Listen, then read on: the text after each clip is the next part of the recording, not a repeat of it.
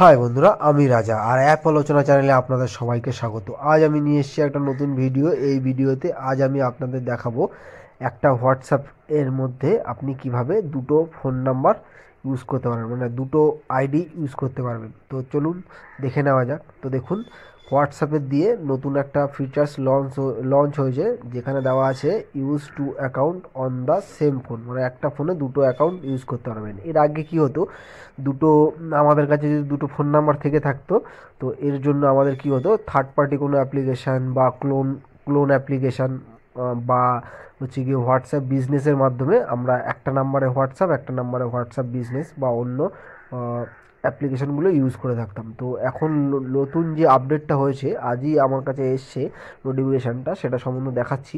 তো এই মানে দেখুন, হোয়াটসঅ্যাপটা আমার একটা অ্যাকাউন্ট ওপেন আছে। তো এই অ্যাকাউন্টের সাথে সাথে আমি আর একটা অ্যাকাউন্ট এখানে যোগ করব।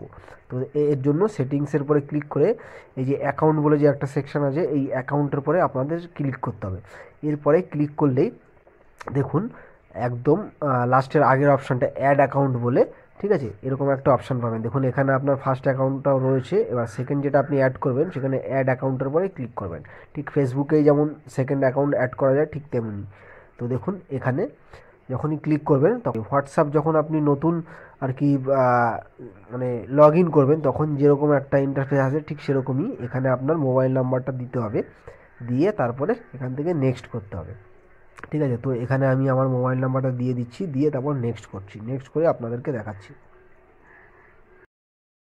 তো দেখুন, নেক্সট করার পরে ঠিক এরকম একটা প্রোফাইল ইনফরমেশন বলে একটা অপশান আসছে। এখানে আপনার প্রোফাইল ফটো দেবেন, দেওয়ার পরে এখানে আপনার প্রোফাইল নেম যেটা দিতে চান সেটা দেবেন।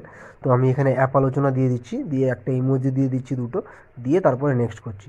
আপনি ওখানে আপনার প্রোফাইল ফটোটা দিয়ে দেবেন, দিয়ে এখানে দেখুন সেট করার জন্য ক্যামেরা আছে, গ্যালারি আছে, এখান থেকে চুজ করে দিয়ে দেবেন, ঠিক যেভাবে প্রোফাইল ফটোটা আপলোড করে আর কি হোয়াটসঅ্যাপে দিয়ে নেক্সট করবেন। তো দেখুন, নেক্সট করার পরে এখানে একটা ক্রিয়েটে পাস কি বলছে। তো এটা আপনি চাইলে দিতেও পারেন, না স্কিপ করে দিতে পারেন। তো আমি এটা স্কিপ করে দিচ্ছি, ঠিক আছে। তো এটা করলে পরে আপনার সিকিউর থাকে অ্যাকাউন্ট, আর কিছুই না।